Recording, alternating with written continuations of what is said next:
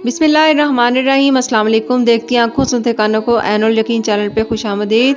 ये है हमारे कौम के वो दो हीरो और पाक फ़ौज के हीरो जिनकी मेहनतों और काविशों से अल्हम्दुलिल्लाह तमाम अफराद को रेस्क्यू कर लिया गया है।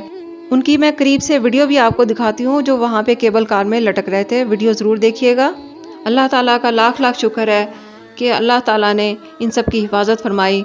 इस वीडियो में आप देख सकते हैं कि किस तरह उनके हालात में वो बेचारे वहाँ पे लटकते रहे और उनकी माएँ नीचे तड़पती रहीं।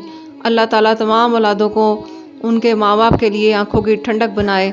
वीडियो ज़रूर देखिएगा एंड तक, और पसंद आए तो लाइक करना और चैनल को सब्सक्राइब करना मत भूलिएगा। जज़ाकल्लाह।